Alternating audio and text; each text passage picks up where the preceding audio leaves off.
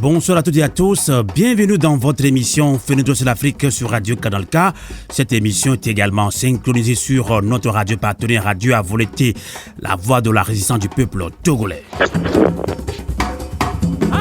Eh bien, nous vous rappelons déjà que cette édition est enregistrée ce vendredi 31 janvier 2020 et qui naturellement passe tous les samedis d'ailleurs à 19h de Paris sur Radio Canal 4, sur Radio Avoleté selon nos programmes. Et nous restons toujours au Togo où nous sommes à 3 semaines du premier tour de l'élection présidentielle et qui se tiendra le 22 février prochain.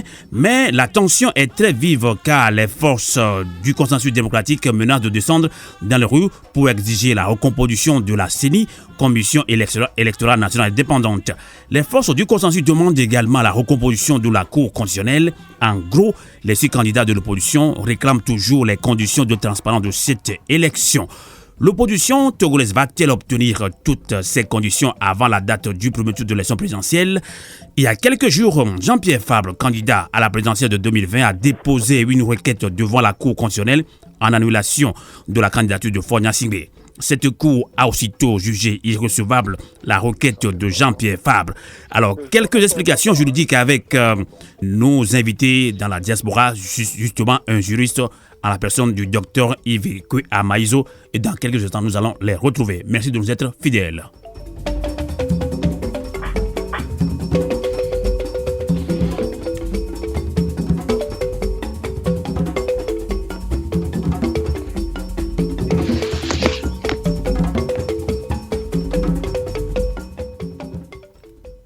Et merci de nous être fidèles sur le 3xW-canalk.ch sur la radio Avoleté. Nous accueillons nos invités en ligne depuis Vienne en Autriche. Docteur Yves Amaïso, bonsoir. Bonsoir, merci pour l'invitation. Docteur Yves Amaïso est directeur de sa propre société. Il est également coordonnateur général du collectif pour la vérité des urnes, Togo Diaspora. Aux États-Unis, nous accueillons notre invité qui n'est plus à présenter quand même, Dr Moussa Issifou. Bonsoir. Bonsoir Sylvain Amos et bonsoir aux éditeurs de Radio Canal K6. Merci beaucoup, Dr Moussa Issifou, est secrétaire général de l'Université Diaspora aux États-Unis. Rapidement, Dr Yves Amaïso, ça fait quand même pratiquement quelques années, vous n'avez plus participé à nos débats. En tout cas, on chantait encore une fois d'accepter notre invitation. Et vous savez de près tout ce qui se passe actuellement au Togo. Et il y a quelques jours, Jean-Pierre Fabre, candidat à la présidentielle de 2020, a déposé une requête devant la Cour constitutionnelle en annulation de la candidature de Faure Gnassingbé. Et cette Cour a aussitôt jugé irrecevable la requête de Jean-Pierre Fabre. Alors d'abord, Dr Yves Amaïso, vous en tant qu'analyste de la politique togolaise et juriste, que vous inspire cette requête de Jean-Pierre Fabre à quelques jours du premier tour de l'élection présidentielle de 2020? Alors, merci encore une fois pour cette invitation. Bonjour à vos auditeurs. Jean-Pierre Fabre, qui est le président de l'Alliance nationale pour le changement, a en fait déposé 2 recours. Il y a un recours en invalidation de la candidature. Tout à fait, c'est 2. Du candidat Faure Gnassingbé, c'est bien le candidat Faure Gnassingbé, pour son 4e mandat présidentiel. C'est un mandat qui n'est pas du tout la volonté du peuple togolais. Et un 4e mandat qui est en contradiction avec la Constitution, notamment l'article 59. Donc, c'est cette demande qui a été faite pour que cette personne, Faure Gnassingbé, soit retirée de la liste des candidatures. Puis il y a une deuxième demande qui a été faite, qui est un peu différente, qui consiste à ce que la Cour constitutionnelle elle-même a en son sein des individus. Il devrait en avoir 9. Pour le moment, il n'y en a que 7. Et M. Jean-Pierre Fabre a demandé la récusation des membres de la Cour constitutionnelle togolaise, en principe 2 d'entre eux, un certain M. Assouma et M. Amados Toko. Le cas que vous avez cité, c'est le premier. Et ils ont été déboutés. La Cour constitutionnelle les a rejetés.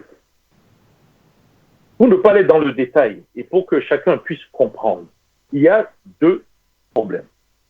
Cette Cour constitutionnelle, elle aurait dû avoir 9 membres, elle n'en a que 7, donc elle est aujourd'hui illégale. Pour avoir les 2 autres membres, il faut un Sénat le Sénat n'existe pas. La question est de savoir comment M. Faure Gnassingbé, pendant les 3 fois 5, 15 ans qu'il est au pouvoir, n'a pas pu, ou n'a pas voulu, ou on lui a interdit de constituer un Sénat. Comment a-t-il pu aussi faire passer un texte pour que, au niveau du Parlement, qui est un Parlement quasiment sous ses ordres, il n'a pas mis le chiffre 7, mais le chiffre 9, qui lui aujourd'hui le pose problème. D'accord, c'est clair. Donc, devant ça, la Cour, ne sachant en fait pas quoi dire, a préféré tout simplement rejeter.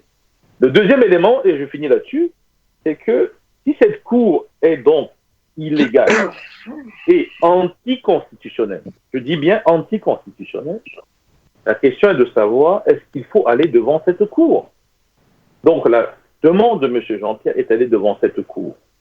Dès lors qu'on va devant cette Cour, qui est elle-même anticonstitutionnelle, c'est qu'on le reconnaît, on le légitime. En tout cas, les 6 candidats ont aussi déposé leur candidature à cette cour-là. Bien sûr, bien sûr, on va venir sur les autres. Mais en tout cas, c'est une reconnaissance d'une cour qui est aujourd'hui anticonstitutionnelle et illégale. La question est de savoir pourquoi ils l'ont fait. Bon, on va en discuter plus tard. Je pose seulement des éléments pour qu'on puisse en débattre. Cette cour est illégale et anticonstitutionnelle. Est-ce qu'il faut aller devant cette cour pour poser le problème? Puisqu'elle est elle-même anticonstitutionnelle, qu'est-ce qu'elle a fait? Elle a voulu se donner une légitimité. Donc, elle a reconnu, elle a reçu la demande de M. Jean-Pierre. La recevabilité, ça a été reçu. Mais la décision a été le rejet. Donc, la conclusion, c'est quoi? C'est qu'on a fait dire à tout le monde que cette cour, entre guillemets, est valable. Ce que nous recusons et ce que nous avons donné un certain nombre d'arguments et nous avons montré dans la Constitution que cette cour, aujourd'hui, elle est illégale. Et donc, les décisions qu'elle va prendre, notamment plus tard pour les élections, quel que soit le candidat qui sera gagnant, cette décision doit être invalidée. D'accord. Alors, docteur Moussa Issifou, j'espère que vous avez suivi l'explication du juriste docteur Yves Kwea-Maïzo. Est-ce que vous avez compris sa réaction, mais sa réponse? Bien sûr. Je pense que la candidature de Faure Gnassingbé est connue comme illégale et illégitime à partir du moment où elle viole les textes de notre pays. Et là encore, quand Dr Amaïzo parle de 7 membres de la Cour constitutionnelle au lieu de 9, bon, l'on se demande si ces gens-là, ils l'ont fait parce qu'ils savent qu'avec la force, ils peuvent se permettre tout, ou bien, bon, là, c'est une punition divine pour qu'ils soient dévoilés au grand jour, parce que sur le plan international, les gens se demandent qu'est-ce qui a dû... c'est pas arrivé à ces gens-là pour poser de ces actes, sachant que ça posera problème. Alors nous pensons que, en tout cas, il faut profiter de cette erreur, ou bien bon, ils le font sciemment pour pouvoir poser nos revendications. Et je pense qu'elles sont claires. Les recours déposés, même si ils ont été rejetés, et tout le monde retient quand même que quelque chose a été fait dans ce sens pour dénoncer l'illégalité, des choses. Sauf que docteur Yves Kwea-Maïzo, c'est un grand juriste, il pense que voilà, les requêtes n'ont pas été faites d'une manière correcte. C'est ce qu'il pense, docteur Yves Kwea-Maïzo. Oui, en tout cas. Docteur Yves Kwea-Maïzo veut encore nous expliciter sur cette situation. Non, moi vous savez, un parti politique qui, rappelez-vous, M. Jean-Pierre Fabre aurait dû être le président du Togo. M. Jean-Pierre Fabre a gagné les élections au Togo. C'est la même Cour constitutionnelle, déjà à l'époque légale, qui a invalidé sa présidence. Et depuis, le combat continue. Donc, si c'est ça, si c'est cette Cour qui fait chaque fois qu'au Togo, la vérité des urnes, ce que le peuple veut, n'est pas exprimé, alors nous devons revoir cette cour. Et ce n'est pas que la cour. On va venir tout à l'heure vers la CENI et on va aller plus loin. Il y a une information que beaucoup de gens ne savent pas. Est-ce que vous savez que la plupart des textes de loi de notre Parlement togolais doivent, surtout quand ça concerne la Constitution, elles doivent passer au Sénat, elles doivent aussi passer à la Cour constitutionnelle. Pour que cette Cour constitutionnelle donne un avis favorable à ce que le texte puisse être mis en œuvre, cette Cour n'existe pas, puisqu'ils ne sont jamais été neufs. Et le Sénat n'existe pas. Donc, en fait, ce n'est pas juste une histoire de ce que M. Jean-Pierre Fabre dit. C'est que beaucoup, sinon quasiment la plupart des textes qui sont aujourd'hui applicables au Togo doivent être invalidés. C'est un vrai problème de fond. Et je ne comprends pas pourquoi les gens ne prennent pas ça à bras le corps et ensemble, je parle bien de tous les candidats qui aujourd'hui reconnaissent cette Cour constitutionnelle, ensemble, voient des juristes internationaux et décident ensemble de ne pas accepter une forfaiture juridique. Aujourd'hui, nous avons en fait un vide juridique au Togo. Il y a une institution qui s'appelle la Cour constitutionnelle qui va donner des décisions sur lesquelles beaucoup vont encore critiquer. Il a gagné, il n'a pas gagné. Moi, je ne rentre même pas dans cela. J'essaie de montrer que nous avons aujourd'hui un cas flagrant d'illégalité et qui est facile à prouver. Comment ils ont fait ça, c'est leur problème.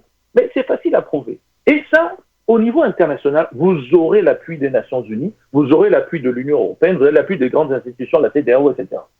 D'ailleurs, je vous informe, et je crois savoir, que compte tenu du refus, justement, de Faure Gnassingbé, ou son système, de faire que les bulletins de vote, et quand ils seront dans les bureaux de vote, soient comptés et soient affichés avant même, et annoncés, avant même de venir au niveau de la CENI et ensuite à la Cour constitutionnelle, M. Faure Gnassingbé a refusé.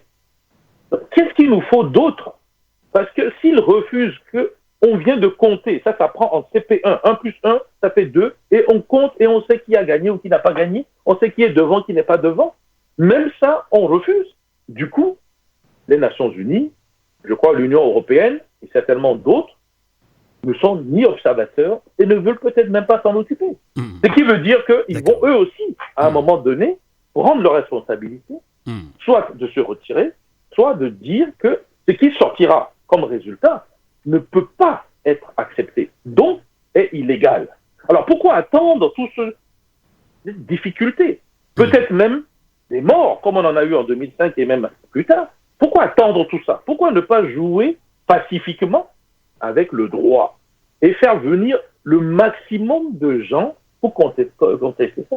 Pourquoi la demande aussi ne passe pas au niveau de ces institutions, la CEDEAO, l'ONU, l'Union européenne, surtout la CEDEAO, qui systématiquement a toujours accompagné la contre-vérité des urnes au Togo, qui systématiquement sait très bien que la Cour constitutionnelle, elle est illégale. Ils ont de très grands juristes. D'accord. Voilà. On va voir si Dr Moussa Issifou est d'accord avec vous. Dr Moussa Issifou, l'acte qu'a posé Jean-Pierre Fabre de l'ANC, d'autres pensent que c'est quand même un acte à saluer, mais juridiquement, d'autres pensent qu'il y a des juristes qui pensent qu'il fallait faire mieux que ça, Dr Moussa Issifou. Bien sûr, à partir du moment où l'argument des uns, c'est que constitutionnelle auprès de laquelle les requêtes ont été déposées est elle-même illégale, incomplète et donc n'est pas habilitée à se pas statuer sur quoi que ce soit. Et je pense que l'argument que développe Dr Maïso, c'est un argument qui est clair.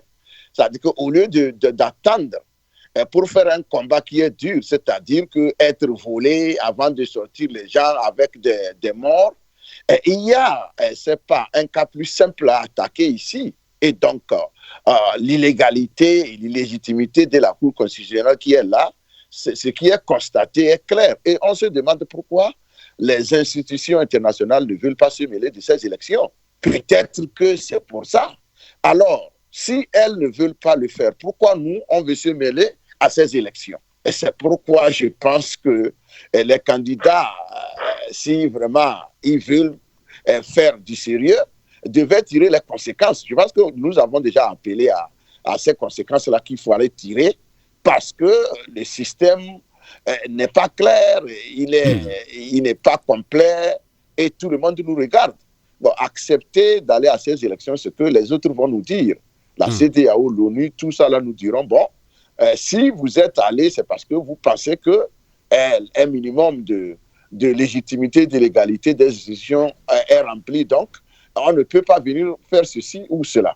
Donc, moi, je pense que c'est clair. On aurait dû peut-être faire autre chose que ce que nous faisons, surtout que on garde les candidatures, on continue dans la logique des élections. C'est ça qui fait un peu problème. Et ça rend, disons, les choses difficiles au niveau de ceux-là qui comprennent mieux la loi. Les gens ne peuvent pas comprendre pourquoi, malgré ça, on ne fait pas mieux pour attirer l'attention du monde, pour contester, pour rejeter ce qui se passe. Donc, en gros, le citoyen en a veut comprendre si la Cour constitutionnelle elle-même est illégale, pourquoi est-ce que on doit quand même s'adresser à cette même Cour-là? C'est quand même compliqué. Alors, docteur Yves Ekwea-Maizo, la Cour constitutionnelle a énuméré un certain nombre d'articles de la loi fondamentale pour rejeter la requête de M. Jean-Pierre Fabre, alors, qui est d'ailleurs le président national pour le changement à l'ANICE. Alors, docteur Yves Ekwea-Maizo, votre analyse sur les arguments avancés par la Cour constitutionnelle pour justifier la recevabilité de la requête et puis proposer un rejet, puisque je pense que vous avez bien lu le document de la Cour constitutionnelle. Alors, la recevabilité, il n'y a même pas de discussion. Tout Togolais qui a un grief à faire valoir contre tel ou tel aspect de la Cour ou le texte de loi de la loi fondamentale, la Constitution a le droit de se constituer et déposer. Vous savez que M. Jean-Pierre Fabre a déposé, je crois que M. Zeus Ajavon a déposé, on n'a pas eu les résultats encore. Donc, chacun a le droit d'y aller. En retour, la Cour constitutionnelle dit qu'elle reçoit, c'est là où il y a un premier problème, parce qu'elle-même aurait dû se dire incompétente parce qu'elle est illégale et anticonstitutionnelle. Mais elle en a profité pour faire croire que tout allait bien. Il y a un deuxième problème.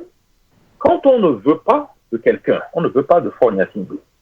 C'est vrai qu'il y a eu des difficultés et des problèmes au niveau du Parlement. Mais ce Parlement togolais, vous le connaissez bien. Les gens qui sont là-bas, les conditions dans lesquelles ces gens ont été élus, plutôt choisis, voire imposés, ne permettent pas aujourd'hui de prendre ce Parlement au sérieux. Et troisième élément, est-ce qu'on peut interdire à un citoyen togolais tout simplement d'aller à des élections? On ne peut pas. Il faut rester droit. Monsieur Faure Gnassingbé a en fait le droit de se présenter aux élections présidentielles. Le problème, c'est que dans la Constitution de 92, choisie par le peuple togolais, il était marqué clairement dans un article 59, en aucun cas, après le deuxième mandat, il ne peut se représenter. Ce qu'ils ont fait, à travers des différentes révisions, changements, modifications, on a fait sauter ce blocage. Donc, il est toujours marqué qu'aujourd'hui, si vous venez, vous avez le droit de faire un mandat une fois, et donc ça fait 2 mandats de 5 ans. C'est encore là dans la Constitution, ça n'a pas été changé. Ce qui a été enlevé, c'est la partie qui dit vous ne pouvez pas en aucun cas, ça a sauté. Donc, Faure Gnassingbé nous dit il a le droit, en tant que citoyen togolais, d'aller aux élections, et ça, on ne peut pas le lui reprocher. C'est pour ça que Jean-Pierre Fabre a été débouté. Et la suite, où la Cour constitutionnelle a un peu menti, c'est qu'elle devait rajouter aussi que normalement, Faure Gnassingbé est en train de faire son premier mandat, et non pas son 4e mandat. Allons dans le détail. Quand M. Jean-Pierre Fabre, dans sa 2e requête, je vous ai dit qu'il y a 2 requêtes, dans la 2e requête, il est question en fait de récuser 2 membres, M. Assouma et M. Amados Djoko. Pourquoi Jean-Pierre Fabre veut les récuser? M. Jean-Pierre Fabre a totalement raison de les récuser parce que ces gens-là, normalement, après un certain temps, n'avaient plus le droit de se représenter. Ils n'avaient plus le droit. Sauf que, dans la nouvelle constitution qu'ils ont faite au Parlement, et donc Faure Gnassingbé, qu'on appelle un projet de loi au départ. Projet quand ça vient du gouvernement, proposition quand ça vient de l'Assemblée. Dans ce nouveau texte, ils ont dit clairement que quand vous vous représentez maintenant, nous mettons la balle à zéro. Tout ce que vous avez fait avant, ça ne compte pas. Donc, les deux individus de la Cour constitutionnelle qu'on veut maintenant récuser disent, mais le texte m'autorise à recommencer à zéro. Tout ce que j'ai fait avant, c'est zéro. Nous recommençons à 1 et nous pouvons rester. C'est ça qui a été attaqué. À partir du moment où ils appliquent le nouveau texte, ils sont dans leur droit le plus absolu de rejeter la demande. C'est pour ça que je dis que la vraie demande qu'il fallait faire, c'était de demander à cette Cour constitutionnelle, est-ce qu'elle est illégale? Est-ce qu'elle est anticonstitutionnelle par rapport à tout un certain nombre de textes que je vais expliquer quand je ferai mon papier? Parce que la Cour, elle a un problème. Si elle déclare elle-même qui est illégale, qu'elle ne l'est pas, c'est facile à attaquer. Ça nous donne le droit d'aller l'attaquer à l'international, au niveau régional, au niveau africain. Donc, il faut qu'elle prenne position elle-même de son droit ou pas d'être légal ou illégal. Docteur Yves Kweyamaïso, oui, on l'a entendu plusieurs fois, hein, la Cour constitutionnelle dans sa composition actuelle est illégale. L'ANC l'a dit, et vous l'avez dit aussi, des juristes l'ont dit, mais des auditeurs ne sont pas des juristes. Mais expliquez-nous en quoi effectivement cette Cour est illégale dans sa composition actuelle. Mais ça, c'est très simple. Ce n'est pas moi qui ai inventé le fait qu'il faut 9 individus. D'accord. Sur les 9, 2 devraient au moins provenir d'une autre institution qu'on appelle le Sénat. M. Faure Gnassingbé avait 15 ans, c'est long, non, pour mettre en place un Sénat. Il ne l'a pas fait. Et c'est ce Sénat qui devrait lui proposer les 2 individus qui auraient dû siéger à côté des autres. Donc ils se sont dit, ce n'est pas grave, ce qui est donc illégal, et donc anticonstitutionnel déjà, et ils avancent comme ça. Parce que, en fait, l'opposition, tous, n'ont pas vraiment mis ça en cause depuis le début du problème. Ils ont effectivement porté plainte ici et là, ils n'étaient pas d'accord avec, mais sur le fond, les manifestations dans le pays ne sont pas concentrées là-dedans. En fait, on n'a pas expliqué ça aux gens. Alors que c'était l'argument le plus intéressant et le plus pacifique. Parce que ça permettait que le rapport de force change, que la communauté internationale dite CEDEAO, les autres chefs d'État, que ce soit les pays bilatéraux, France, Allemagne, États-Unis, l'Union européenne, les Nations unies, rejoignent non pas la lutte, parce que ce ne sont pas des Togolais, mais le droit. Ils se mettent du côté du droit. Ils vont exiger avec le peuple togolais, avec les dirigeants des partis d'opposition, les vrais, parce qu'il y a aussi des faux, qu'il va falloir corriger pour que ce texte, cette cour, la CENI et autres, par la séparation des pouvoirs, respectent le texte de la Constitution. Seulement, ce n'est pas trop tard. Hein. Vous savez, vous pouvez déposer à tout moment. Ce n'est pas trop tard. Hein, on est à 3 semaines là. Vous pouvez déposer encore. C'est très important de le faire. Très important de le faire avant. Ça va sauver beaucoup de vies, ça va sauver beaucoup de blessés, ça va éviter beaucoup de problèmes. Et c'est important que celui qui est lui-même illégal dise ce qu'il est. Demandez à Ali Baba et les 40 voleurs. Est-ce que Ali Baba est un voleur? Vous voulez qu'il vous dise quoi? D'accord. Alors, docteur Yves Kweyamaïso, en tout cas, vous êtes juriste. Merci pour votre explication juridique par rapport à cette cour que beaucoup de Togolais ou beaucoup de juristes qualifient d'anticonstitutionnelle. Alors, rapidement, docteur Moussa Issifou, on peut se poser la question de savoir, tout citoyen, est-ce que le problème togolais, c'est un problème juridique? Est-ce que le pouvoir de Faure Gnassingbé, juridiquement, est-ce qu'ils comprennent que voilà, ça c'est le côté juridique, oui, nous avons tort, nous avons raison. Est-ce que le gros problème, est-ce que c'est juridique ou bien le problème est ailleurs? Docteur Moussa Issifou. Oui, je pense que depuis un temps, le problème est totalement juridique. Je pense qu'il faut même le poser seulement en termes juridiques, puisque au niveau politique, ils n'ont rien écouté, ils n'ont rien entendu. Donc, maintenant que ce problème juridique est plus clair, moi, je pense que c'est là où il faut... Est-ce que vous pensez vraiment qu'ils vont céder, même si le problème est posé, même sur le plan juridique? Oui, mais même s'ils ne cèdent pas, ils ne sont pas quand même... Maintenant, nous ne sommes pas... nous ne vivons pas sur une île où nous sommes isolés. nous faisons partie du concert des nations, nous faisons partie de beaucoup de choses. Et donc, si les textes qui régissent le fonctionnement des institutions dans d'autres nations autour de nous, avec lesquelles nous avons les mêmes choses, par exemple au niveau de l'UMOA, au niveau de la CEDEAO, il y a une certaine harmonisation des textes ou des constitutions qui sont là. Donc, mais docteur Moussa Sifou, vous vous souvenez, la C14 avait saisi la CEDEAO dans le temps. La réponse, on l'avait connue. Oui, tout ça là, ce n'est pas toujours mauvais en soi. Nous allons continuer par saisir ces instances-là et on verra, parce qu'au moins, il faut que les gens constatent l'illégalité et l'illégitimité de ces gens-là à tous les niveaux. Maintenant, quitte à eux de peut-être fermer les yeux pour accepter ce qu'ils ne peuvent pas accepter chez eux. Et nous, faisons notre travail. Parce que demain, on va vous demander, quand vous aviez constaté ça, qu'est-ce que vous avez fait? C'est ça. Il faut qu'on trouve des réponses à apporter lorsque nous allons nous présenter auprès des gens.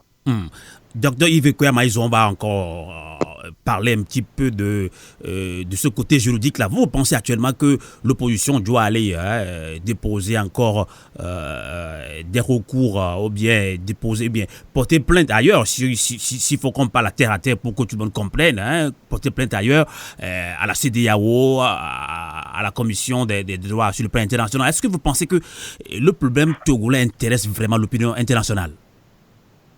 Alors, la question est bien posée, mais je vais le reformuler. D'accord. Vous savez, quand vous êtes en droit, on vous demande toujours, est-ce que vous avez épuisé les recours au niveau national? D'accord. Est-ce que vous avez fait quelque chose chez vous? Le docteur Issoufou l'a bien expliqué tout à l'heure. Il a bien dit, on va nous poser la question, qu'est-ce que vous avez fait? Donc, c'est ça qu'il vient de dire. Donc, sur ce point, on donne raison. Sur ce point, on donne raison à Jean-Pierre Fabre alors. Oui, non, sur ce point, on n'a pas vraiment tout fait. D'accord. Ce que M. Jean-Pierre Fabre a fait, c'est très bien. Il faut que les 6 candidats disent aujourd'hui à la Cour constitutionnelle, est-ce que toi, Cour constitutionnelle, tu es illégal ou anticonstitutionnel ou les deux à la fois? Dis-nous toi-même. J'ai expliqué tout à l'heure. On demande à Ali Baba, est-ce que toi-même, au fond de toi-même, là, dans ton âme, tu es un voleur ou tu n'es pas un voleur?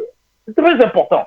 S'il rejette, il ne veut pas répondre, alors quelqu'un d'autre peut répondre. C'est là où je viens sur votre question. S'il ne répond pas, nous avons le droit d'aller ailleurs. Où ça? Au niveau régional. Où ça? Au niveau de l'Union africaine. Où ça? Au niveau de l'Union européenne. Où ça? Au niveau des tribunaux internationaux des Nations unies.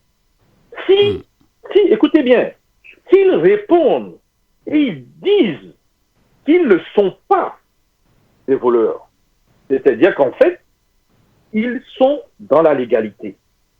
Nous avons le droit de faire appel.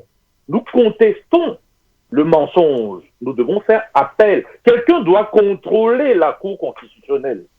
Et on ne peut le contrôler qu'avec des textes qui sont en dehors du cercle fermé du Togo. Donc, là encore, l'appel se fera où? Au niveau régional, au niveau de l'Union africaine, au niveau de l'Union européenne et au niveau des Nations unies. Sachez d'ailleurs, pour votre information, que l'Union africaine va avoir un nouveau président. Ce n'est plus l'Égypte, ça va être l'Afrique du Sud. L'Afrique du Sud est très sensible à la vérité des urnes. Extrêmement sensible à la vérité des urnes. Donc, s'il y a un conflit au Togo, je vois mal l'Afrique du Sud aller s'aligner comme a fait l'Union africaine par le passé sur la contre-vérité des urnes. Parce que c'est de ça qu'il s'agit. Ces institutions internationales, vous l'avez cité vous-même, la CEDEAO entre autres, c'est systématiquement aligné sur la contre-vérité des urnes. Je ne vais pas dans les détails politiques, s'ils ont eu des pressions, etc. Ça, c'est leur problème. Je ne vais pas sur la France, l'Allemagne, tout ça, qui ont suivi, tout le monde est au courant. Aujourd'hui, nous avons un problème de droit. Il y a quelqu'un qui s'appelle la Cour constitutionnelle, qui est anticonstitutionnelle, illégale et en fait illégitime. Et qui en plus prend des décisions, fait mettre en œuvre des textes qui ne devraient jamais être mis en œuvre. Et ces textes ont créé des préjudices pour le Togolais, que nous sommes tous, et ça a des conséquences qui vont jusqu'à détruire des vies. D'accord. On ne peut pas laisser passer cela. Okay. Donc, votre question, oui, il y a 2 axes pour pouvoir aller continuer le débat juridique à l'extérieur. Et vous savez, c'est quand vous rentrez là, vous avez dit, est-ce que les gens sont intéressés? Mais les gens ont des intérêts au Togo, direct ou indirect.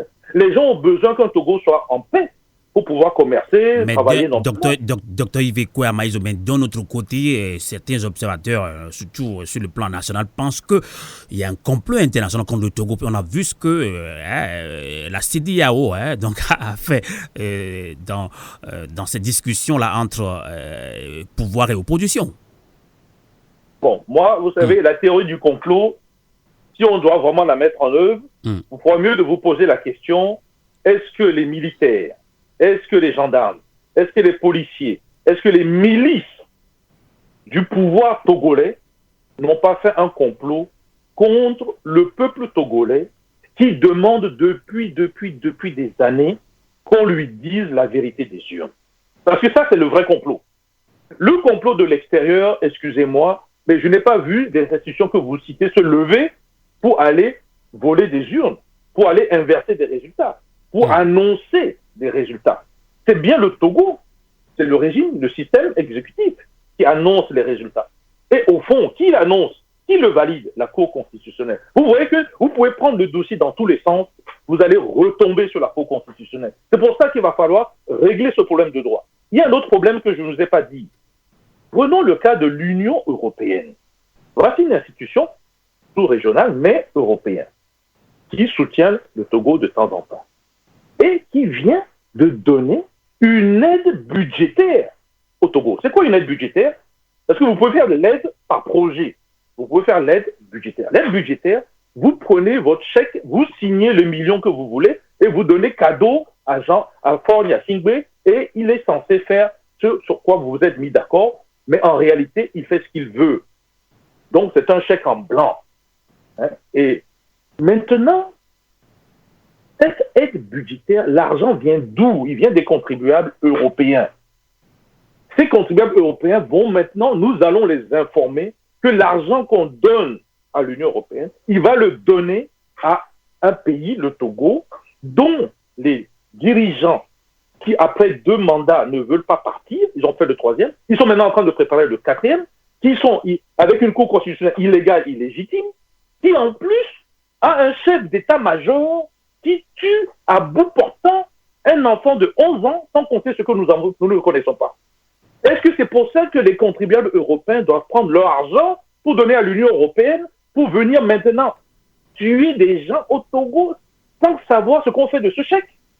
Et maintenant, l'Union européenne nous dit que non, nous ne sommes pas observateurs, nous ne participons aux élections, nous lavons les mains. Ponce Pilate, c'était dans la Bible. Ici, on est au Togo. Donc, qu'est-ce qui se passe? On va maintenant faire un procès à la Cour européenne des droits de l'homme pour 2 raisons. La première, pourquoi l'argent des contribuables doit aller financer des élections qui sont illégales, anticonstitutionnelles et des institutions, CENI et Cour constitutionnelle, qui sont elles-mêmes illégales. Première raison. Et je vous garantis, ils vont perdre. La deuxième, c'est de savoir pourquoi cet argent, qui est un chèque en blanc, dont vous ne savez pas ce qu'ils font avec, va être utilisé pour aller mettre des habits, des soldats, acheter les armes pour aller tuer un enfant de 11 ans et que cela reste impuni. Donc l'Union européenne finance la mort d'un enfant de 11 ans qui aujourd'hui est resté impuni sans compter tout ce que nous ne savons pas. Vous croyez que ça va passer à la Cour européenne des droits de l'homme?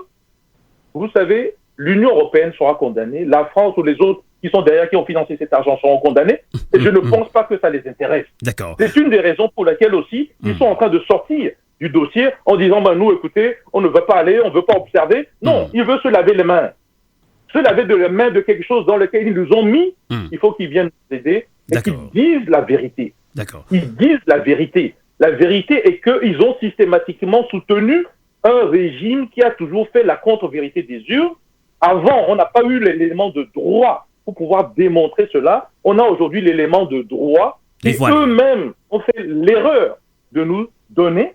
Il va falloir maintenant que l'opposition, les dirigeants de l'opposition, regardent ça de près, déposent ensemble, c'est un consensus démocratique. Ils doivent ensemble le faire. il ne faut pas que quelqu'un... Et celui qui ne veut pas le faire, c'est un opposant alimentaire. Il faut que ce soit clair. C'est un traître au peuple togolais. Il faut que ce soit clair. Mais ça n'empêche pas que la demande juridique doit se faire. Et à ce moment-là, nous avons plusieurs procès qui vont s'ouvrir. Vous voyez Docteur Moussa Issefo, je pense que vous êtes d'accord avec lui, puisque le docteur Yves Kwea-Maïzo disait que dans cette crise sociopolitique au Togo, rien n'est encore perdu pour l'opposition, de qui doit se ressaisir et travailler dans une dynamique unitaire. Et docteur Moussa Issefo, à quelques jours du premier tour du scrutin présidentiel, les conditions de transparence restent problématiques. Alors, selon la société civile, la CENI et la Cour constitutionnelle sont aux ordres de Faure Gnassingbé. Et justement, avec le peu de temps qui reste avant la date du 22 février 2020, alors que peuvent faire concrètement les participants à cette élection, justement les candidats, pour obtenir une amélioration des conditions d'organisation? Et certains pensent déjà que tous les candidats de l'opposition doivent se retirer en bloc de la cause présidentielle. Quel est votre avis sur le sujet, Dr Moussa Issefo? Je suis parfaitement d'accord. Vous avez dit que c'est la société civile qui dit que les conditions de transparence ne sont pas réunies. Ce n'est pas la société civile, c'est tout le monde, y compris l'Union européenne, même si elle ne le dit pas. Sinon, elle a toujours accompagné les élections au Togo, envoyé des observateurs au Togo. Si elle se retire de cette élection de 2020, c'est parce qu'elle ne veut pas être impliquée dans ce qui se passe. C'est un rejet total, c'est un désaveu. Et alors, si vous avez ces institutions-là qui disent non, moi je pense qu'il ne faut plus être mathématicien pour convaincre nos candidats que ce n'est pas 1 plus 1, c'est 2. Et ils savent que ça ne va... Moi, en tout cas, ce n'est pas du pessimisme, mais je suis de ceux-là qui pensent que dans ces conditions-là, il faut rendre illégitime et illégale cette élection. Et comment le faire? C'est tout simplement en refusant d'accompagner celui-là qui veut aller aux élections déjà gagné par lui. Et ce n'est pas possible. Et nous disons que c'est vrai. Si des gens se retirent et quelqu'un s'hasarde à dire « moi je serai là », c'est clair ce que il est en train de jouer le jeu du régime, ou bien carrément, il fait ce que nous avons appelé Ayumolu politique. Nous sommes à 3 semaines. Nous sommes à 3 semaines du premier tour du scrutin présidentiel. Est-ce que vous pensez que se retirer en bloc serait une solution? Est-ce que ce n'est pas une autre manière de boycotter une élection, là? Non, là, ce n'est pas le boycott. Le boycott, c'est quoi? Les conditions sont réunies, tout le monde est prêt, et puis on se retire, on dit, on ne va pas parce que... Et ici, ça que sur le plan logique, juridique et autres, moi, je ne vois pas quelqu'un qui puisse me convaincre. Même les candidats qui y vont, ils ne sont pas convaincus. Alors, s'ils pensent que les conditions sont réunies, alors ils n'ont qu'à cesser de dire qu'elles ne sont pas réunies. C'est là le problème. C'est que nous ne sommes pas obligés d'y aller. On n'est pas forcé. Je vais vous donner un exemple.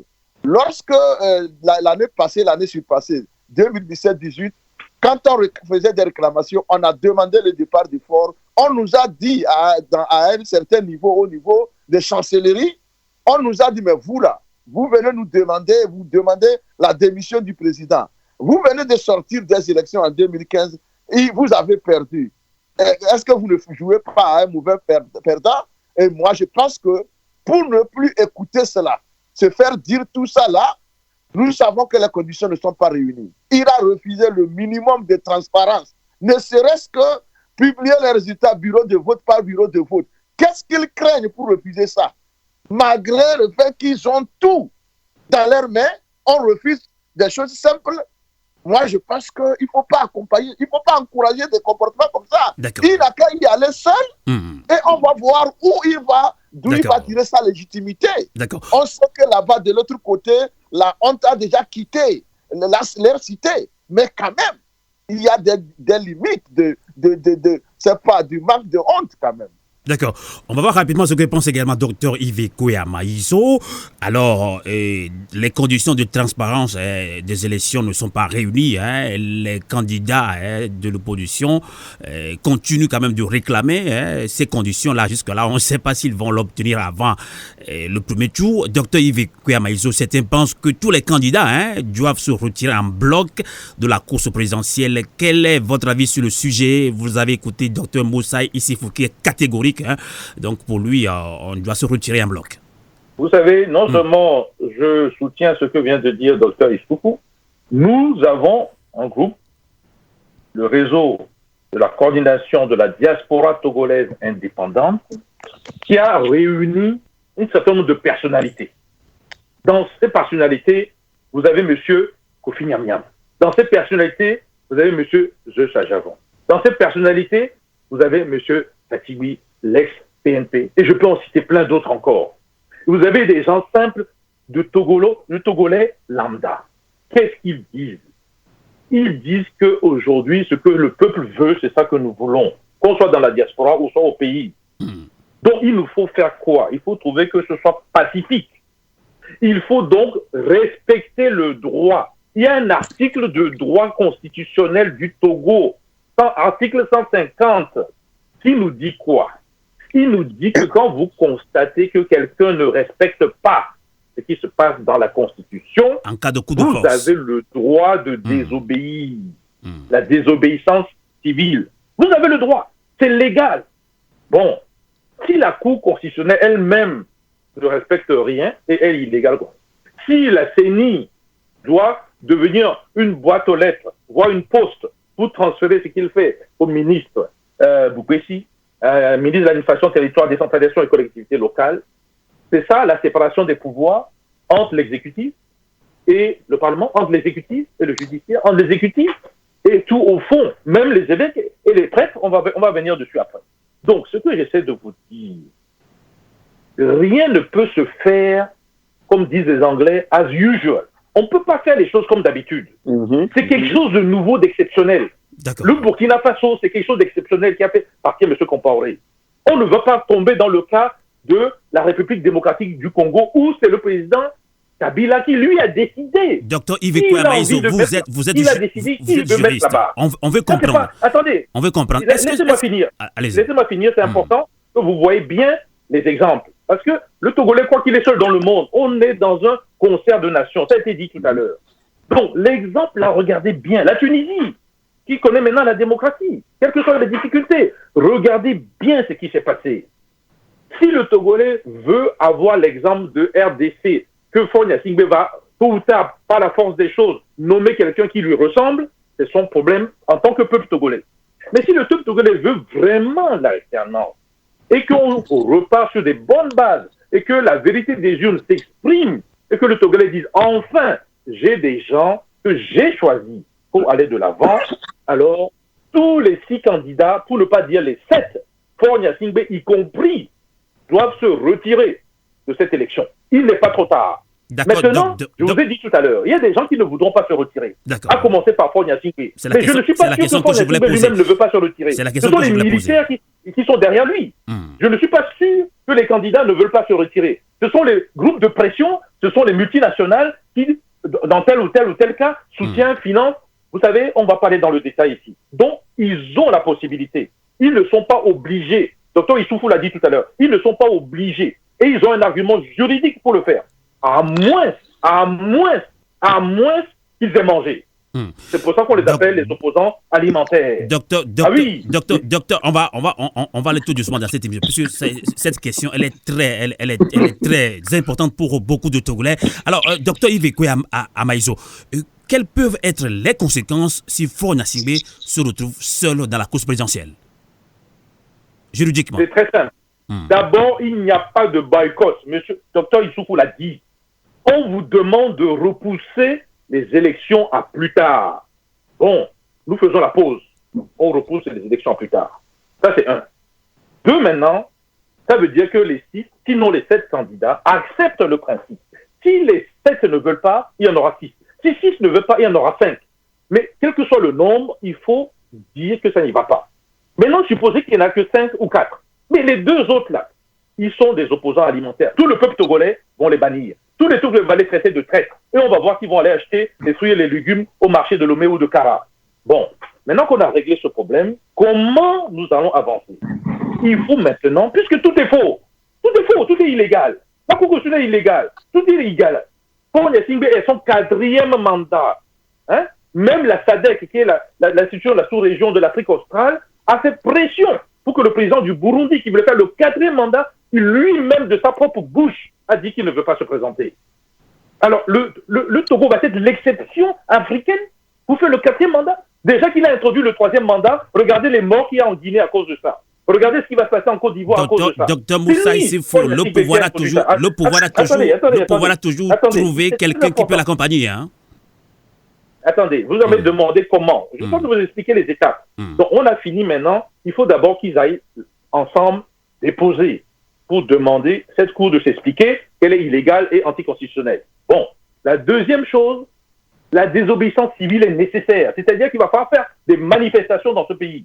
Il faut que le peuple lui-même comprenne et se lève et écrive sur tous les panneaux la Cour constitutionnelle, elle est illégale, anticonstitutionnelle. Et qu'elle dise que pour cette raison, 1 ou 2 ou 3 jours, personne ne travaille dans ce pays. C'est la désobéissance civile. D'accord. Il faut que le peuple le montre, il faut que la communauté internationale africaine comprenne.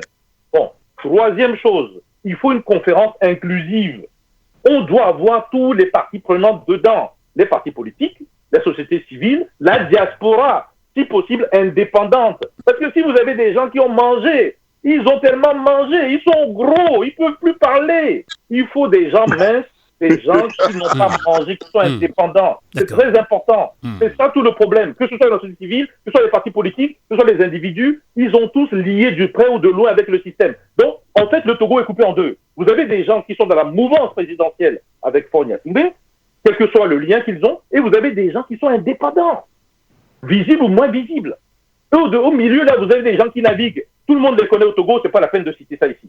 Donc, la conférence inclusive va permettre de pouvoir rediscuter chacun des points qu'on a cités ici, et même au-delà. Mais vous ne pouvez pas faire ça si vous ne rentrez pas dans un consensus démocratique. Je vous ai dit que nous sommes dans un marathon démocratique. Dans un marathon démocratique, de temps en temps, vous vous arrêtez, vous buvez un peu, vous mangez un peu d'akoumé et vous continuez. Aujourd'hui, le continuer là, ça s'appelle la transition. La transition politique, elle ne peut pas ne pas se faire. C'est la plus pacifique des formules. Et nous remettons tout à plat. Et nous posons la question. Faure Gnassingbé peut venir. On va lui poser la question. Dans quelle école au CP1 on lui a appris que après 1, après 2, après 3 mandats, d'un seul coup, nous n'allons pas à 4, nous recommençons à 1. Mais c'est quelle école ça? L'école du Togo? D'accord. Hein, c'est quelle école ça? Docteur Yves Kwamazo, on a compris votre position. Pour vous, catégoriquement, tous les candidats doivent se retirer en bloc. Pas question qu'un seul candidat désiste ou bien s'oppose à ce retrait-là. Alors, docteur Moussa Issifou, tout à l'heure, docteur Yves Kwamazo parle de coup de force. Donc, pour lui, le pouvoir veut passer toujours en force. Et pour lui, l'article 150 de la Constitution donne droit au peuple togolais de résister. Est-ce que vous pensez vraiment que ce peuple togolais est encore prêt pour une résistance malgré tout ce qui s'est passé, les bastonnades, les temps de tuerie, la prison, tout ça, le peuple togolais qui est laissé pour compte? Est-ce que vous pensez que le peuple togolais est prêt pour une résistance? On ne pourra jamais prévoir ou bien prédire ce qui va se passer. D'accord. Un peuple, on ne blague pas avec c'est pas la détermination d'un peuple lorsqu'il se décide de faire ce qu'il faut faire pour se libérer. Il y a eu des régimes plus puissants que le régime que nous avons. Il y a eu des systèmes plus oppressifs que ça. Vous pouvez parler de Louis XIV et autres. Tout le monde a vu Louis XVI et autres. Tout le monde a vu ce qui s'est passé.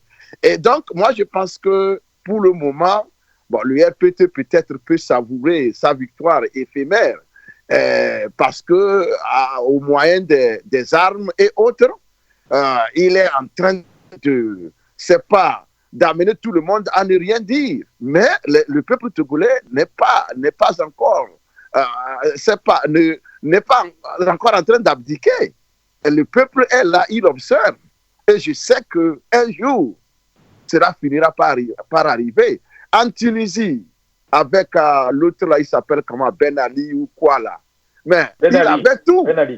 Il avait tout. Mais qu'est-ce qui s'est passé? Mohamed Bozizé ou Mohamed Bozizé, il a fallu que Mohamed dise un jour que je vais réveiller la conscience de mon peuple. Ce marchand de légumes qui s'est immolé un soir à Tunis. C'est ça qui a réveillé la conscience de tout le peuple tunisien. Et vous avez vu ce qui s'est passé. Et on peut citer tant d'exemples dans l'histoire où le peuple a pu se montrer digne à travers un acte qu'un de leurs aurait posé. Et moi, je pense que le peuple togolais n'est pas un peuple lâche. Il n'est pas un peuple qui va dire, bon, définitivement, nous allons embrasser la dictature, l'oppression, et nous allons continuer. Non. Moi, je suis confiant que tôt ou tard, si ce régime continue comme il le fait, en militarisant toutes les régions, en attaquant tout le monde, en cassant des maisons pour aller arrêter ou bien kidnapper des citoyens, je pense qu'un jour, il y aura une goutte d'eau qui va déborder le vase. D'accord. Je suis sûr. Avant de relancer Dr Yves Kwame-Maïzo, Dr Moussa Issifou, est-ce que vous pensez vraiment que les 6 candidats de l'opposition vont vouloir se retirer en bloc de cette course présidentielle? Alors là, ma question à ces 6 candidats-là serait, qu'est-ce que vous avez, quel argument vous allez présenter pour me convaincre que vous allez à ces élections-là pour les gagner? Ils n'ont qu'à me convaincre. Là, c'est ce que moi je cherche. Du moment où aucun parmi ces candidats-là ne peut me convaincre que je vais à ces élections, tout est clair, je vais gagner et on va me remettre ma victoire, alors là, la réponse est là. S'ils ne se retirent pas, c'est qu'ils y vont pour autre chose que d'apporter la victoire que le peuple togolais attend. Tout le monde attend l'alternance. Eh bien, nous disons qu'eux-mêmes, ils le disent. Et donc, je dis que nous ne sommes pas obligés d'y aller. On n'est pas obligé d'aller à des élections où presque toutes les institutions internationales ont dit on n'est pas dedans, on ne veut pas se mêler. Peut-être qu'elles savent déjà pourquoi elles ne veulent pas s'en mêler. Et pourquoi nous, les concernés, nous ne voyons pas qu'il ne faut pas s'en mêler. D'accord. Docteur Yves Kwame-Maïzo, vous qui parlez, ou bien vous qui proposez également, vous qui êtes d'accord avec certains Togolais que les 6 candidats de l'opposition doivent se retirer en bloc de la course présidentielle dont le premier tour est fixé au 22 février prochain, est-ce que vous croyez que Monseigneur Philippe Oufane-Kokpodjo, qui a choisi à Guillaume Messan Kodjo comme candidat des forces démocratiques, devrait aussi être dans la même logique de retrait de tous les candidats de l'opposition, Docteur Yves Kwame-Maïzo? La réponse est oui, mais je vais revenir un tout petit peu en arrière. Pourquoi les organisations internationales, les Nations Unies, pourquoi l'Union européenne, peut-être même la CEDEAO, ne veulent pas être partie prenante, surtout ne pas envoyer des observateurs? La réponse est simple. Ils ont demandé à la mouvance présidentielle dirigée par Faure Gnassingbé que si nous venons pour observer, nous allons observer bureau de vote par bureau de vote. Et quand c'est fait démocratiquement, nous allons afficher les résultats de la vérité des urnes dans chacun des bureaux de vote. Et que chaque citoyen togolais peut prendre son téléphone portable, prendre une photo, le transmettre là où il veut, à l'extérieur comme à l'intérieur du pays, et qu'ensuite, quelqu'un s'organise pour compter.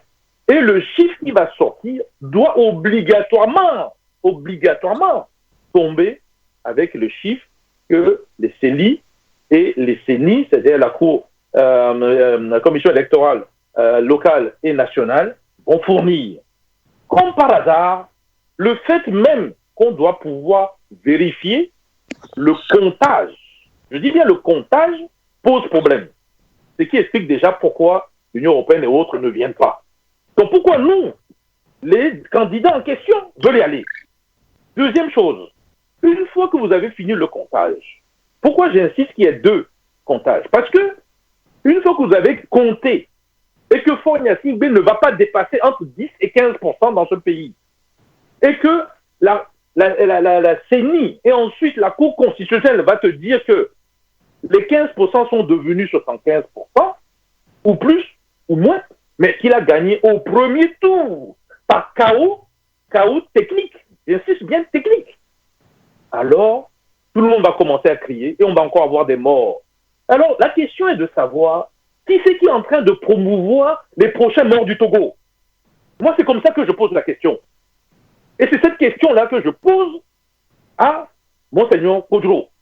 C'est cette question-là que je pose aux gens qui disent et qui parlent de candidature unique. Nous avons fait beaucoup de publications et nous avons toujours dit qu'il ne faut pas de candidature unique au Togo. Il faut une candidature commune.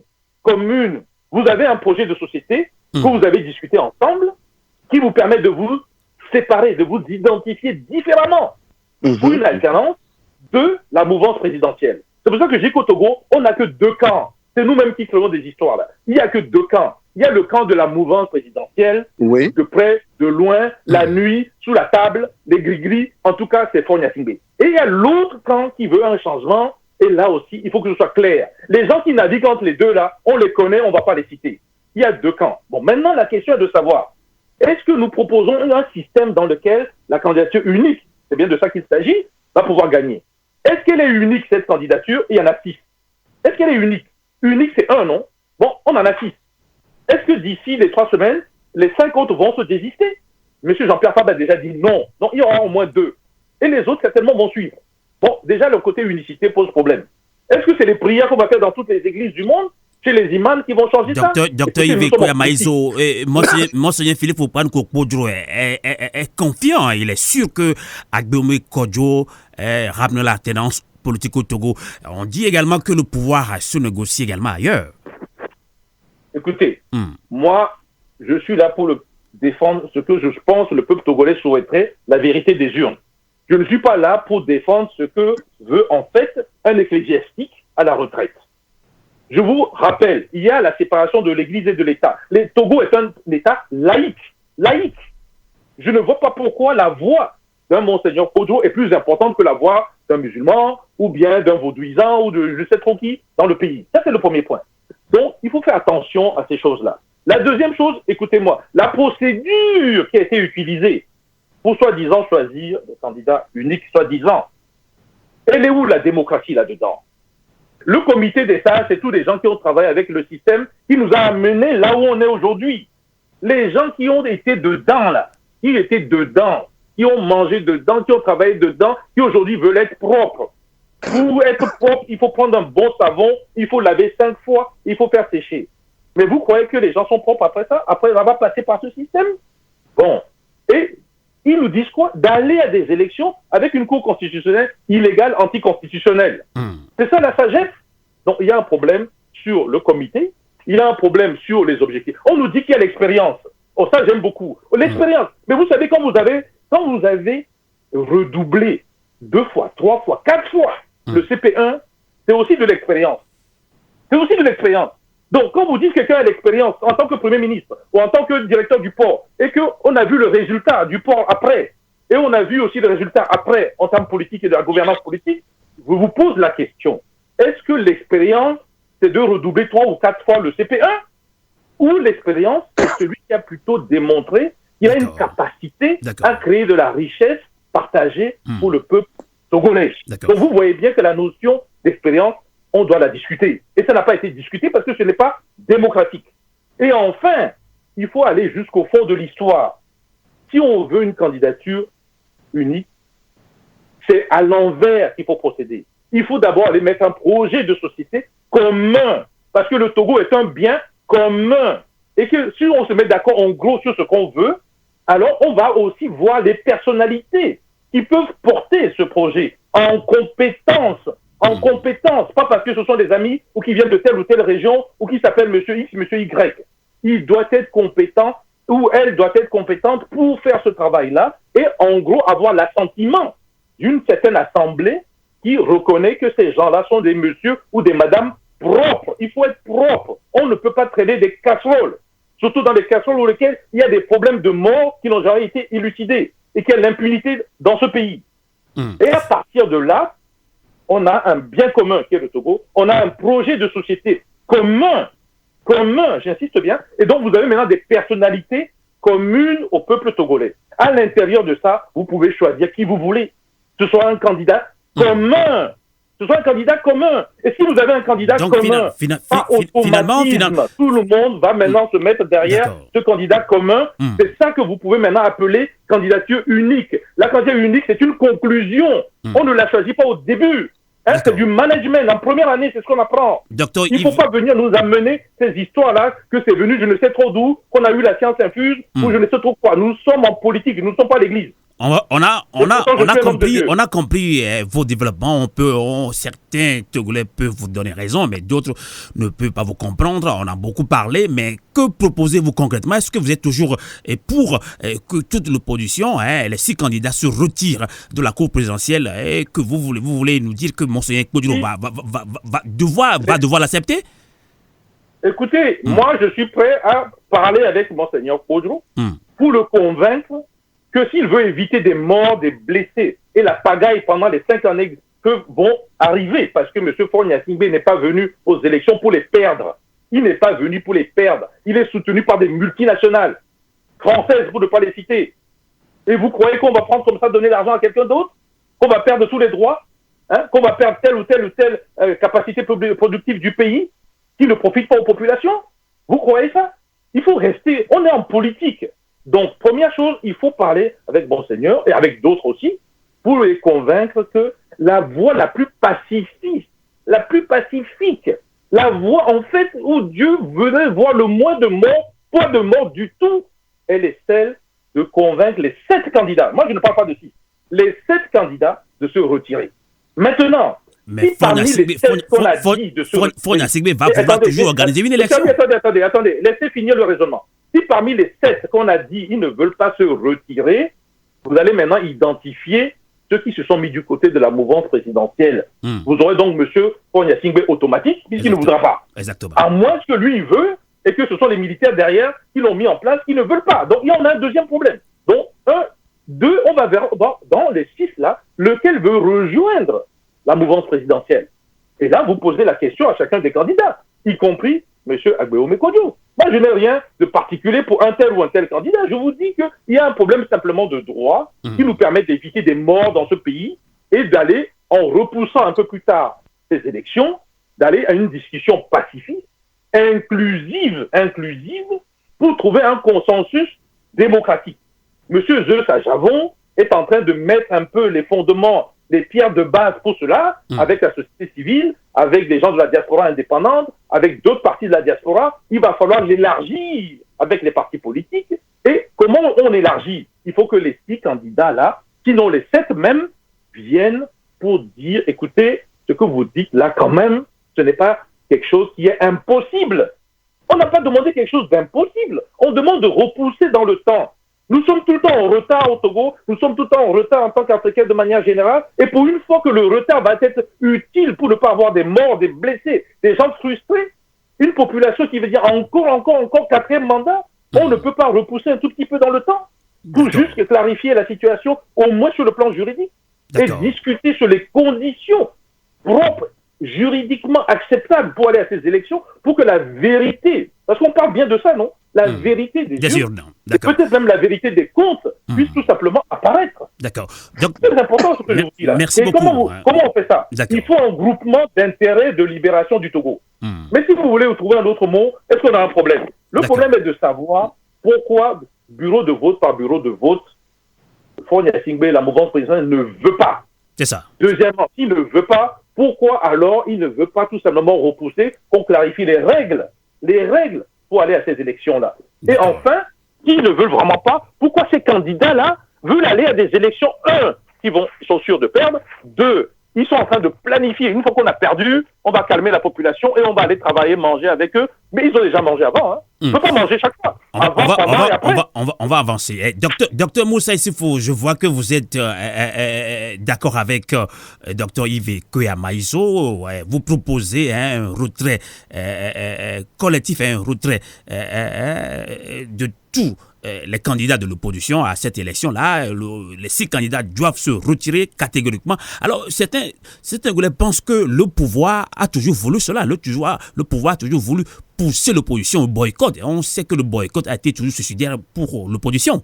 Docteur Moussa Issifou. Oui, le problème chez nous, il y a un adage qui dit que même si l'œil ne mange pas, il a au moins conscience de la quantité qui va rassasier, qui va suffire au ventre.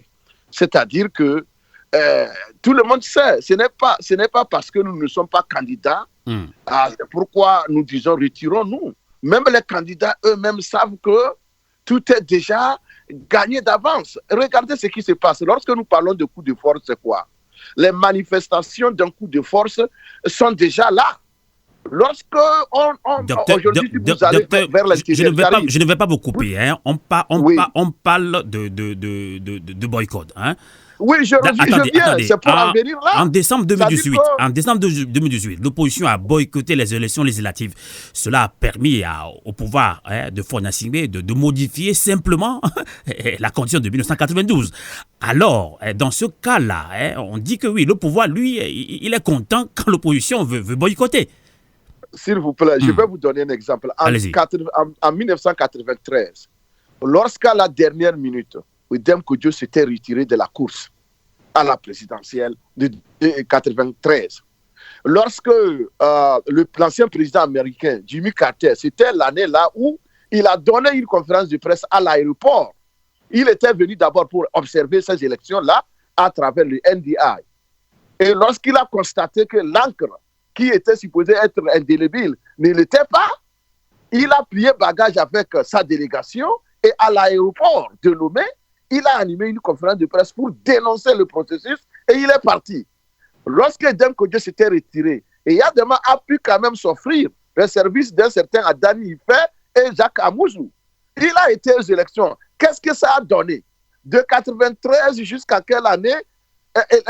Il a eu tous les problèmes du monde parce qu'il était isolé, parce qu'il a organisé des élections dans des conditions que tout le monde a décriées, rejetées. Et nous sommes en train de revivre la même situation. C'est pourquoi nous disons qu'il n'est pas encore tard. On n'est pas en train de boycotter. Nous sommes en train de nous retirer parce qu'il n'y a pas d'équité, il n'y a pas de transparence, il n'y a pas de minimum qui puisse, n'est-ce pas, nous amener à accepter les résultats. D'abord, nous allons là-bas pour dire que nous allons contester les résultats. On ne pourra pas convaincre les gens à partir du moment où nous avons participé et nous avons perdu.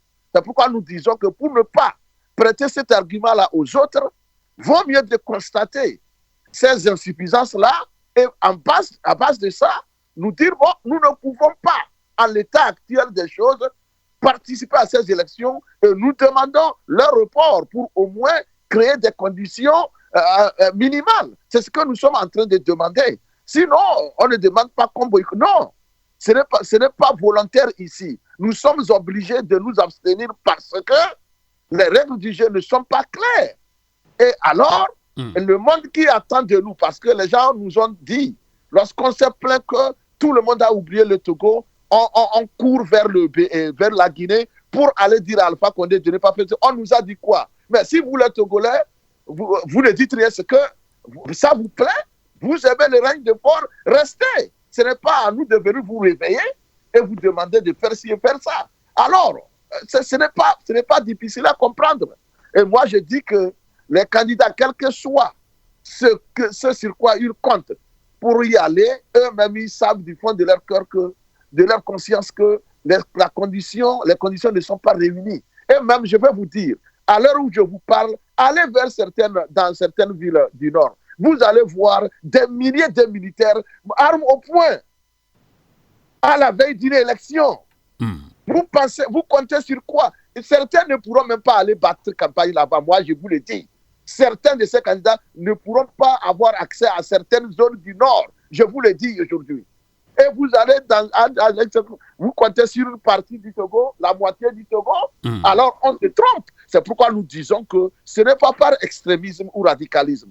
C'est par bon sens ici. Et c'est pourquoi des fois je ne comprends pas pourquoi les gens ne comprennent pas. D'accord. C'est simple quoi.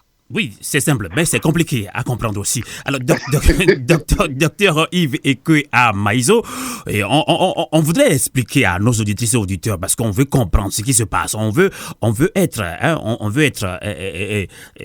dans cette dynamique de citoyen lambda, de citoyen qui n'est pas intéressé par la politique, d'être ministre, député ou tout ça là. Un citoyen qui veut se soigner, qui veut manger à sa faim. Justement, c'est la question qu'on se pose. Alors, docteur Yves Kouya-Maïso, vous êtes bien placé. Alors, en décembre 2018, l'opposition, en bloc, je le dirais, ont décidé de ne pas participer aux élections législatives. On a vu ce que ça a donné. Alors, si vous poussez, pour certains Togolais, le pouvoir, lui, il est content quand l'opposition veut toujours boycotter. Alors, admettons que les 6 candidats de l'opposition ont accepté de se retirer en bloc de cette élection présidentielle et que Faure Gnassingbé seul va à cette élection. Quelles peuvent être les conséquences juridiques? D'accord. Mais attendez, je vais répondre à votre question. Le fait, il sera d'abord isolé. Faure Gnassingbé sera isolé. Mais attendez, il faut qu'on remette quelque chose en place. Vous aimez beaucoup le mot boycott, il faut que vous l'enlevez de votre vocabulaire. Parce que le report d'une élection, ce n'est pas du boycott. Bon. Premiers éléments. Mais le pouvoir, le pouvoir l'utilise. Le pouvoir l'utilise. Il y a un deuxième élément très grave dans ce que vous dites. Vous dites que les gens ne sont pas allés, ont boycotté, c'est pour ça que des textes sont passés au Parlement. Moi, je vais vous dire quelque chose que vous devez intégrer.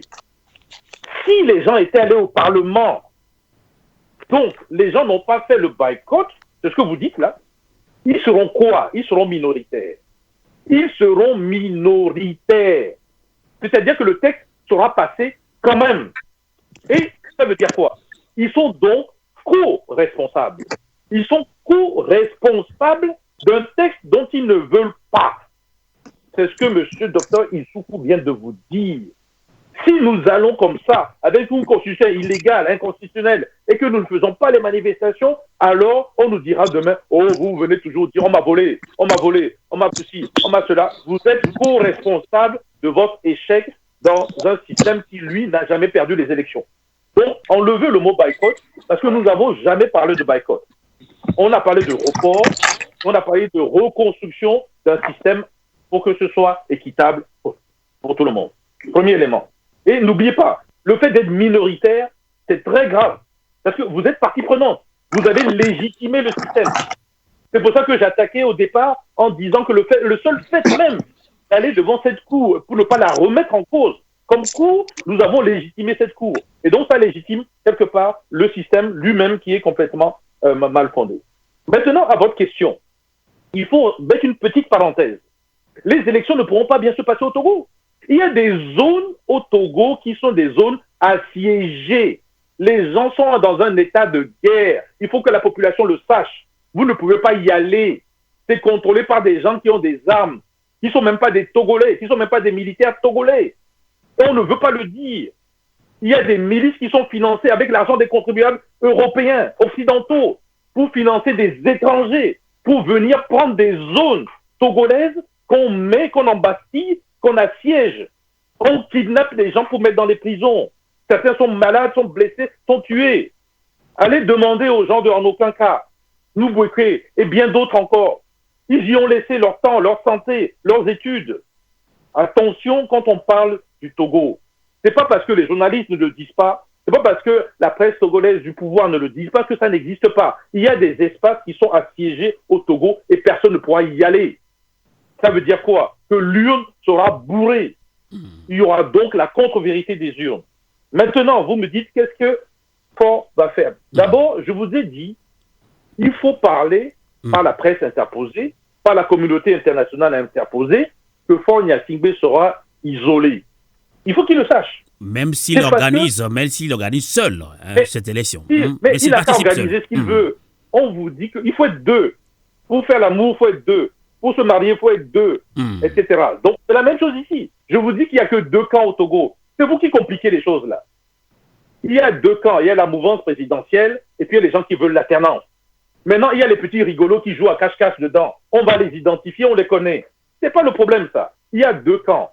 Si le camp qui veut l'alternance dit aujourd'hui qu'il ne va pas à ces élections, sur des bases juridiques qu'on vient d'expliquer, et qu'il commence à parler à la communauté internationale, celles qui sont déjà armées, le G5, la France, l'Allemagne, les États-Unis, l'Union européenne, les Nations unies, au-delà des pays voisins, au-delà la CEDEAO, l'UEMOA, la francophonie, et on peut monter le Conseil de l'entente, et beaucoup plus loin encore, la Chine, l'URSS, excusez-moi, la Russie, vous savez, et l'Inde, ça fait beaucoup de bruit.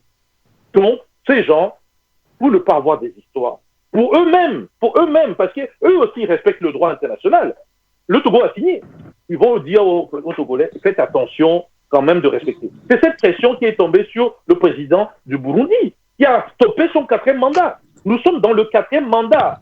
Il n'y a qu'au Togo que 1 plus 1 plus 1 font 1. C'est quelle école ça? 1 plus 1 plus 1 font 1. C'est ce que Faure Gnassingbé nous dit. Et nous tous comme des moutons, nous sommes en train de suivre ça. Le mouton, ça se mange. Écoutez, il faut arrêter que les choses qui sont évidentes, nous sommes là comme des moutons à suivre cela. Et c'est le juriste qui parle maintenant.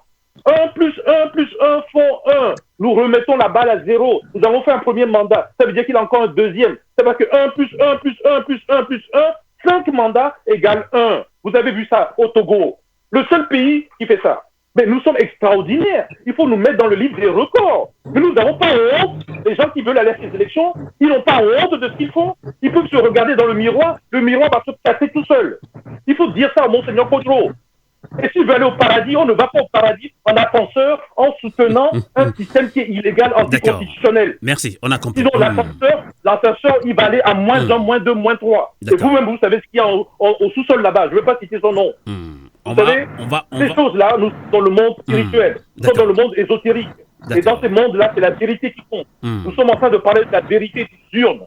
Il faut bien insister là-dessus. Il s'agit de vérité. Quelle que soit la façon dont ils veulent de tourner, on n'a rien contre tel ou tel candidat. Ils sont des bons candidats. On n'a pas de problème de candidat. On n'est pas des gens qui allons à des élections. Nous voulons que ce pays trouve la paix. Tout cet aspect-là, il y a un individu avec son système qui a la paix qui s'appelle Faure Gnassingbé. Ce monsieur, il va prendre les à l'extérieur pour que le rapport aille de conseil de politique. Alors là, je vous reçois très mal. Je ne sais pas si vous vous déplacez là. On vous reçoit très mal. Docteur Yves Ekwia-Maïzo. Docteur Yves Ekwia-Maïzo, on vous reçoit encore très mal. Hein? Alors, docteur Moussa Issifou, vous êtes encore avec nous? Et alors? Oui, docteur Moussa Issifou. Alors, je pense qu'on a perdu docteur Yves Ekwia-Maïzo puisque je ne sais pas s'il est en déplacement encore là. Plus.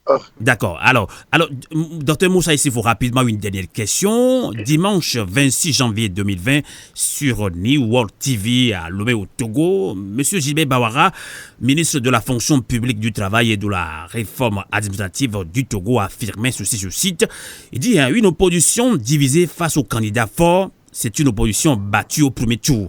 Alors, que vous inspirent ces propos du ministre Gilbert Bawara, docteur Moussa Issifou, pour conclure ce débat? Ouais, mais le ministre Bawara est en train de préparer les esprits pour faire passer leur mascarade électorale. C'est tout. Sinon, en quoi cela le regarde? Cela ne le regarde pas si l'opposition est divisée. Mais simplement, tout ce que moi j'ai dit. Si les conditions minimales étaient remplies, n'importe qui va gagner les élections contre Faure Gnassingbé. Ce n'est pas parce qu'il y a 6 candidats que nous sommes en train de demander le retrait des candidats. Non. Parce que la popularité de Faure Gnassingbé, comme on l'a dit, c'est limite à 10%.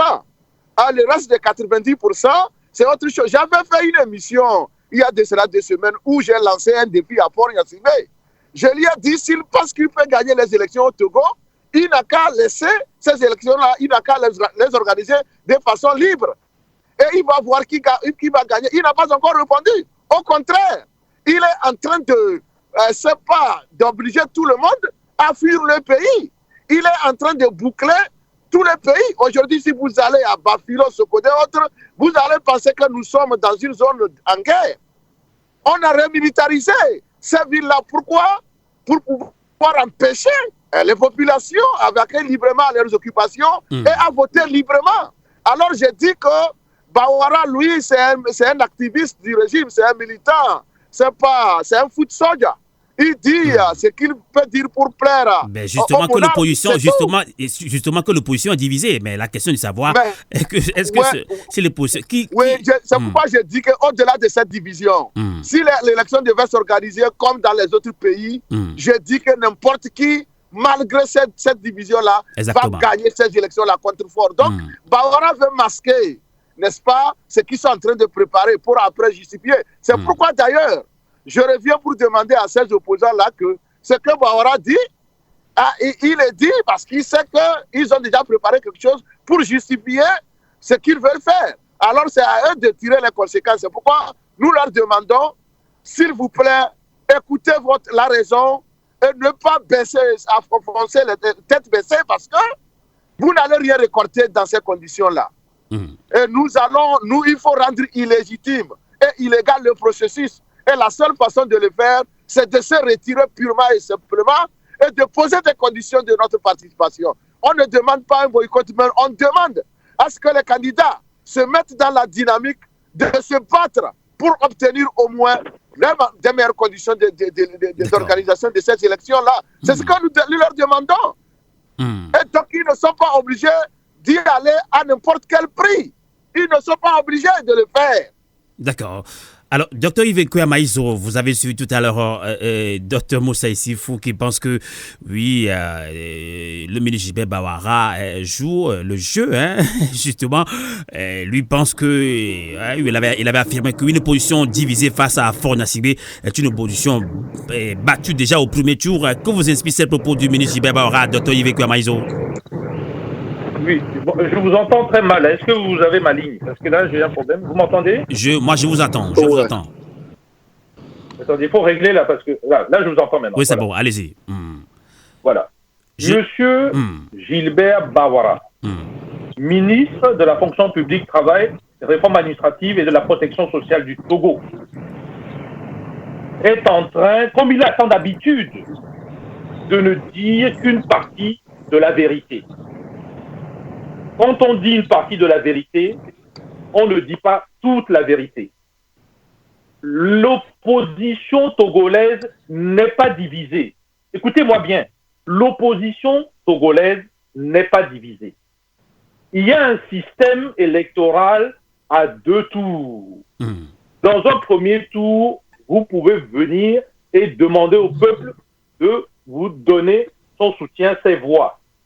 Et ensuite, les deux qui sont devant, maintenant s'organisent pour le deuxième tour et la population, les opposants, vont aller rejoindre l'un ou le deuxième. Voilà le système togolais. Donc, au deuxième tour, vous aurez l'unité, que vous le vouliez ou non, de l'opposition togolaise. Là où M. Bawara, le spécialiste du demi-mensonge ou du demi-vérité, parce que c'est ça le monsieur, il est spécialiste du demi-mensonge, du demi-vérité. Il dit quoi? Il oublie de dire que ce que son chef, Faure Gnassingbé, est en train d'organiser, et sont des élections à 1 tour. Il a dit lui-même qu'il va gagner KO au premier tour. J'insiste bien, KO technique. Vous savez le mot technique en togolais? Puisque selon le ministre Gilbert Bawara, l'opposition togolaise est divisée. Donc, c'est une opposition battue au premier tour. Non, pas du tout. Pas du tout. Attendez, suivez les raisonnements. Vous coupez, mais suivez les raisonnements. Le chaos technique, c'est parce que dans la technicité au Togo, il y a aussi l'argent qui circule.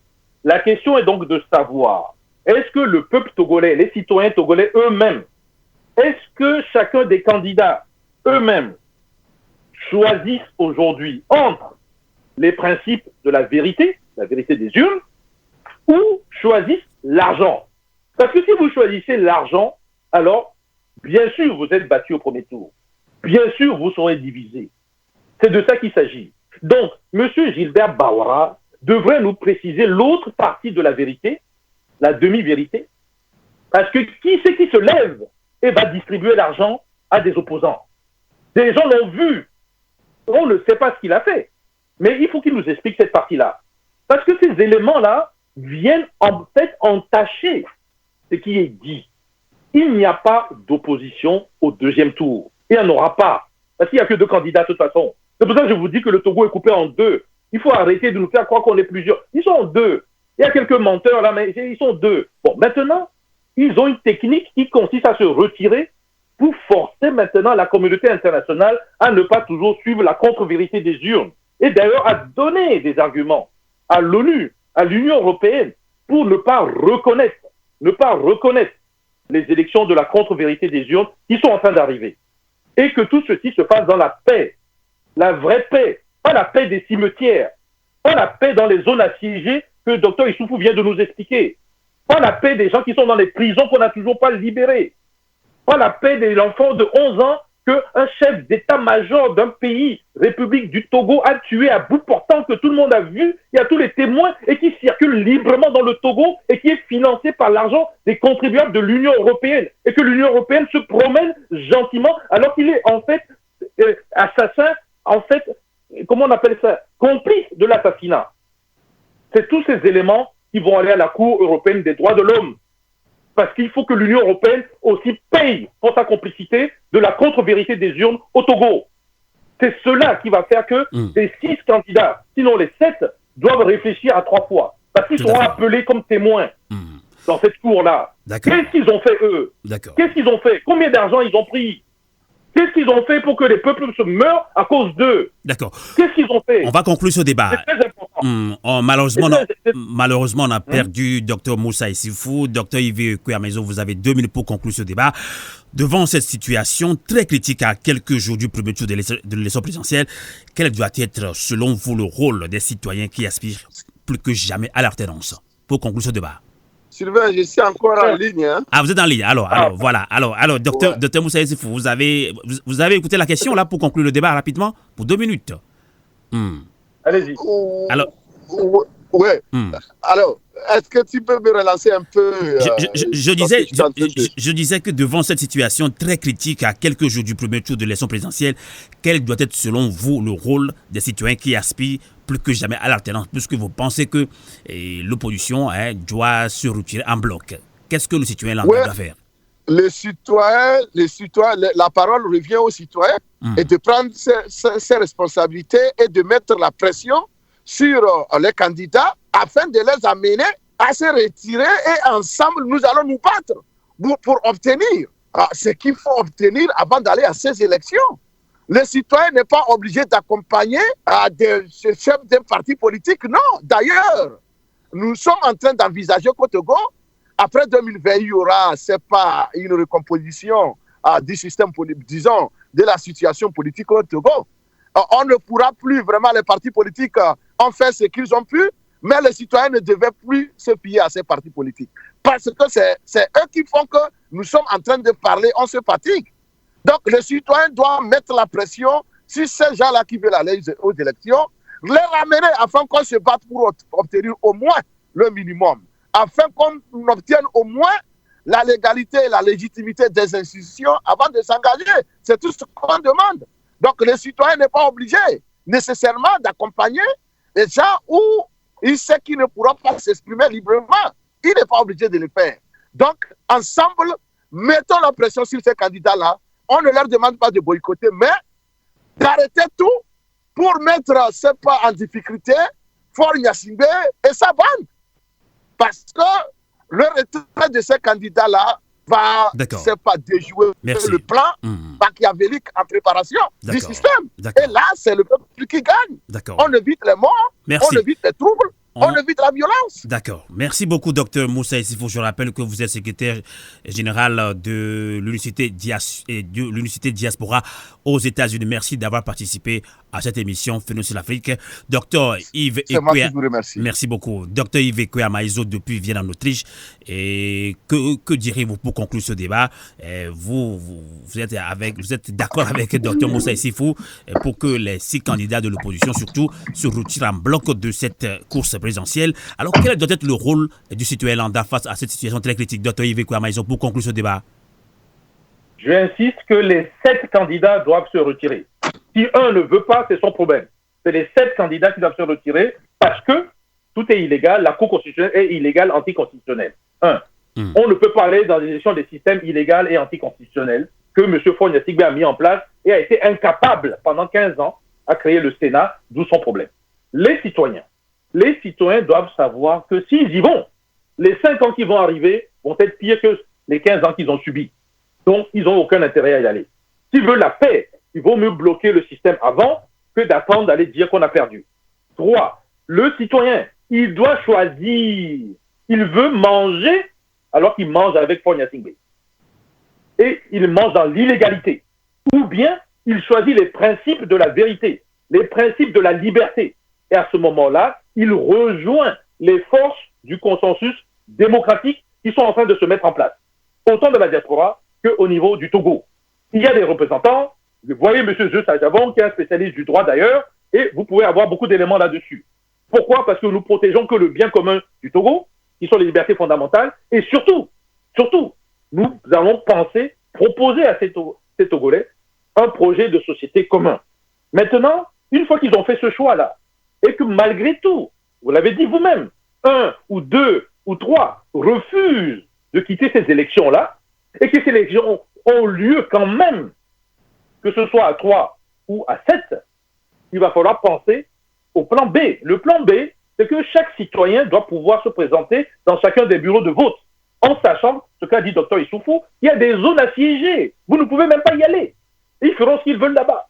Mais pour le reste, il faut que ce soit bureau de vote par bureau de vote, qu'on regarde, qu'on voit que les gens ont voté, qu'on fasse le comptage et qu'on affiche bureau de vote par bureau de vote. Et que ces informations soient transmises à un endroit qui n'est pas la CENI. Parce que la CENI, vous savez qu'elle donne ses ordres au ministre et le ministre donne à la Cour constitutionnelle qui elle-même est illégale.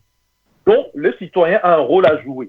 C'est très important. Maintenant, sur le fond, il faut que le citoyen sache qu'il n'est pas seul. Il n'est pas seul. Et ce mouvement qui est en train d'émerger pour la démocratie, pour la vérité des urnes, elle doit s'amplifier. Nous ne sommes pas des gens plus idiots qu'un autre dans le concert des nations africaines ou dans le monde. Nous ne sommes pas non plus des gens à cause de notre patience légendaire et pacifisme légendaire que les gens croient que nous sommes peur ou nous avons peur d'un système illégal et illégitime. Non. Qu'un tel ou un tel nous ont induit en erreur et qu'on n'a pas su. Aujourd'hui, nous avons un argument juridique solide, évident, contrôlable et qui permet d'aller maintenant dire à ceux qui ont accompagné ce système de la contre-vérité des urnes pendant 15 ans, pour ne pas dire 57 ans, de pouvoir arrêter cela et de ne pas accepter les élections de la contre-vérité des urnes qui se profilent. Voilà un peu l'objectif. Merci. Donc, oui, il faut aller vers un système que j'appelle, moi, de mes voeux, qui est ce consensus des forces démocratiques du Togo, les forces du consensus démocratique. Et vous avez des représentants qui sont au niveau du Togo, et vous en avez dans la diaspora. C'est démocratique, c'est décentralisé. Voici la voie à suivre. Merci beaucoup, Dr Yves Kouya-Maïzo.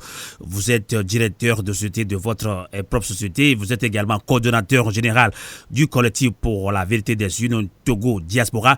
Merci de nous avoir accompagnés en ligne depuis Vienne en Autriche. Bonsoir.